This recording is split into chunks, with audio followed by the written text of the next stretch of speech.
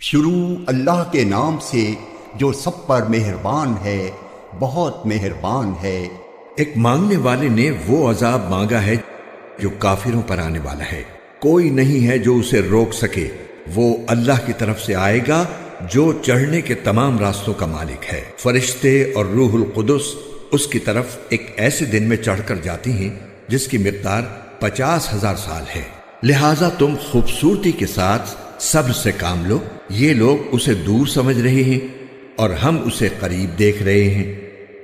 وہ عذاب اس دن ہوگا جب آسمان تیل کی تلچھٹ کی طرح ہو جائے گا اور پہاڑ رنگین روئی کی طرح ہو جائیں گے، اور کوئی جگری دوست کسی جگری دوست کو پوچھے گا بھی نہیں، حالانکہ وہ ایک دوسرے کو دکھا بھی دیے جائیں گے۔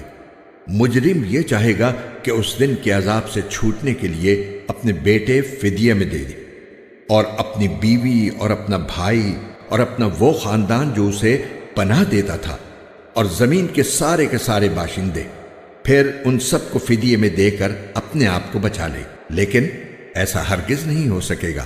وہ تو ایک بھڑکتی ہوئی آگ ہے جو کھال اتار لے گی۔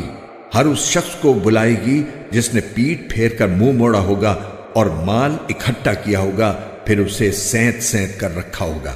حقیقت یہ ہے کہ انسان بہت کم حوصلہ پیدا کیا گیا ہے۔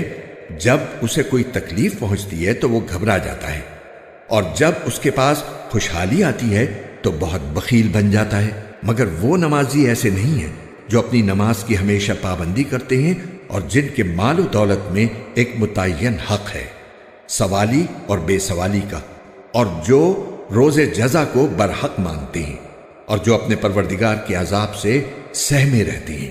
یقیناً ان کے پروردگار کا عذاب ایسی چیز نہیں ہے جس سے بے فکری برتی جائے، اور جو اپنی شرمگاہوں کی اور سب سے حفاظت کرتے ہیں سوائے اپنی بیویوں اور ان باندیوں کے جو ان کی ملکیت میں آ چکی ہوں، کیونکہ ایسے لوگوں پر کوئی ملامت نہیں ہے۔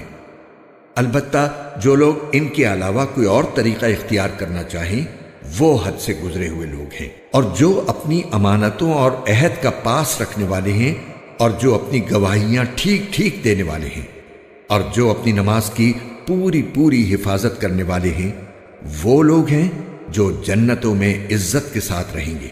تو اے پیغمبر، ان کافروں کو کیا ہو گیا کہ یہ تمہاری طرف چڑھے چلے آ رہے ہیں، دائیں طرف سے بھی اور بائیں طرف سے بھی ٹولیاں بنا بنا کر؟ کیا ان میں سے ہر شخص کو یہ لالچ ہے کہ اسے نعمتوں والی جنت میں داخل کیا جائے؟ ہرگز ایسا نہیں ہوگا۔ ہم نے ان کو اس چیز سے پیدا کیا ہے جسے یہ خود جانتے ہیں۔ اب میں قسم کھاتا ہوں ان تمام مقامات کے مالک کی جہاں سے ستارے نکلتے اور جہاں سے غروب ہوتے ہیں، کہ ہم یقیناً اس بات پر قادر ہیں کہ ان کی جگہ ان سے بہتر لوگ لے آئیں، اور کوئی ہمیں ہرا نہیں سکتا۔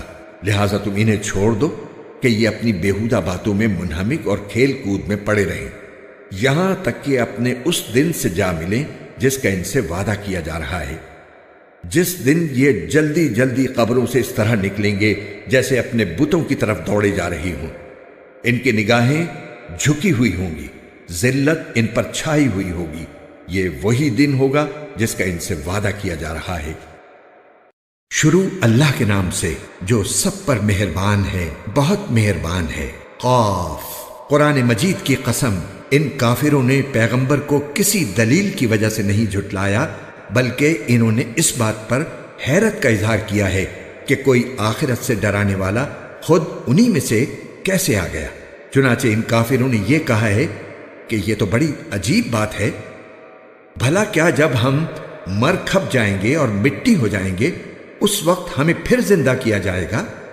یہ واپسی تو ہماری سمجھ سے دور ہے۔ واقعہ تو یہ ہے کہ زمین ان کے جن حصوں کو کھا کر گھٹا دیتی ہے ہمیں ان کا پورا علم ہے، اور ہمارے پاس ایک کتاب ہے جو سب کچھ محفوظ رکھتی ہے۔ دراصل انہوں نے سچ کو اسی وقت جھٹلا دیا تھا جب وہ ان کے پاس آیا تھا، چنانچہ وہ متضاد باتوں میں پڑے ہوئے ہیں۔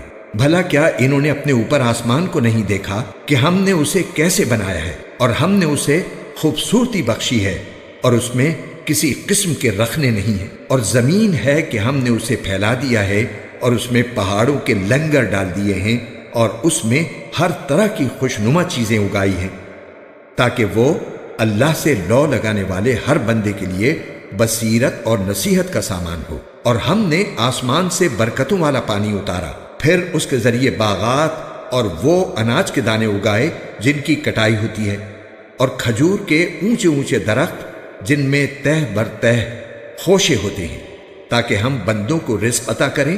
اور اس طرح ہم نے اس پانی سے ایک مردہ پڑے ہوئے شہر کو زندگی دے دی۔ بس اسی طرح انسانوں کا قبروں سے نکلنا بھی ہوگا۔ ان سے پہلے نوح کی قوم اور اصحاب الرس اور سمود کے لوگوں نے بھی اس بات کو جھٹلایا تھا، نیز قوم عاد اور فرعون اور لوط کے بھائیوں نے بھی، اور اصحاب الایکا اور تبا کی قوم نے بھی۔ ان سب نے پیغمبروں کو جھٹلایا تھا، اس لیے میں نے جس عذاب سے ڈرایا تھا وہ سچ ہو کر رہا۔ بھلا کیا ہم پہلی بار پیدا کرنے سے تھک گئے تھے؟ نہیں، لیکن یہ لوگ اثر نو پیدا کرنے کے بارے میں دھوکے میں پڑے ہوئے ہیں۔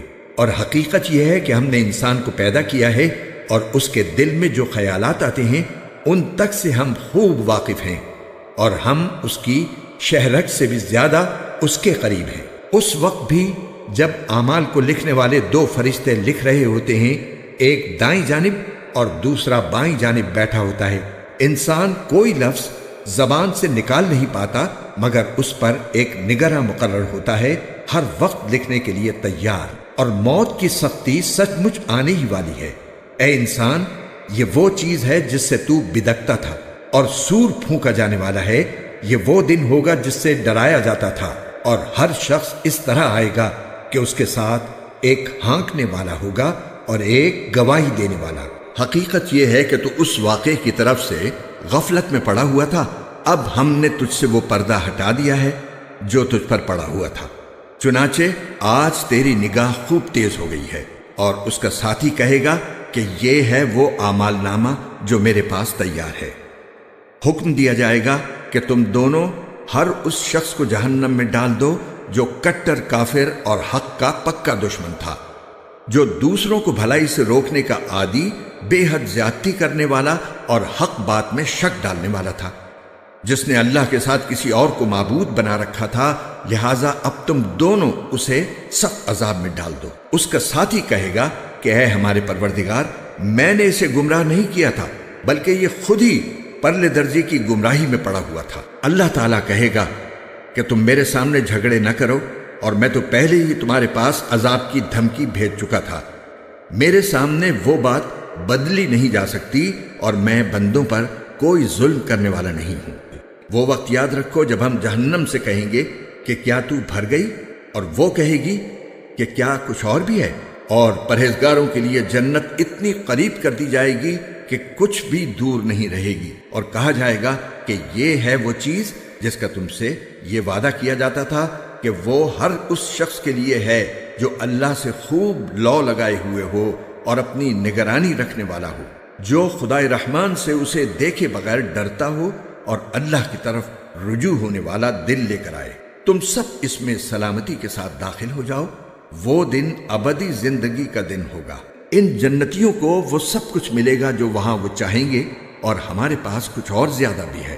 اور ان مکے کے کافروں سے پہلے ہم کتنی ہی قوموں کو ہلاک کر چکے ہیں جن کی طاقت پر گرفت ان سے زیادہ سخت تھی، چنانچہ انہوں نے سارے شہر چھان مارے تھے، کیا ان کے لیے بھاگنے کی کوئی جگہ تھی؟ یقیناً اس میں اس شخص کے لیے بڑی نصیحت کا سامان ہے جس کے پاس دل ہو یا جو حاضر دماغ بن کر کان دھرے۔ اور ہم نے سارے آسمان اور زمین کو اور ان کے درمیان ساری چیزوں کو 6 دن میں پیدا کیا، اور ہمیں ذرا سی تھکاوٹ بھی چھو کر نہیں گزری۔ لہٰذا اے پیغمبر، جو کچھ یہ لوگ کہہ رہے ہیں تم اس پر صبر کرو، اور اپنے پروردگار کی حمد کے ساتھ تسبیح کرتے رہو، سورج نکلنے سے پہلے بھی اور سورج ڈوبنے سے پہلے بھی، اور رات کے حصوں میں بھی اس کی تسبیح کرو، اور سجدوں کے بعد بھی۔ اور ذرا توجہ سے سنو، جس دن ایک پکارنے والا ایک قریبی جگہ سے پکارے گا، جس دن لوگ سچ مچ اس پکار کی آواز سنیں گے، وہ قبروں سے نکلنے کا دن ہوگا۔ یقین رکھو ہم ہی ہیں جو زندگی بھی دیتے ہیں اور موت بھی، اور آخر کار سب کو ہمارے پاس ہی لوٹنا ہے۔ اس دن جب زمین پھٹ کر ان کو اس طرح باہر کر دے گی کہ وہ جلدی جلدی نکل رہے ہوں گے، اس طرح سب کو جمع کر لینا ہمارے لیے بہت آسان ہے۔ جو کچھ یہ لوگ کہتے ہیں ہمیں خوب معلوم ہے، اور اے پیغمبر تم ان پر زبردستی کرنے والے نہیں ہو، لہذا قرآن کے ذریعے ہر اس شخص کو نصیحت کرتے رہو جو میری وعید سے ڈرتا ہو۔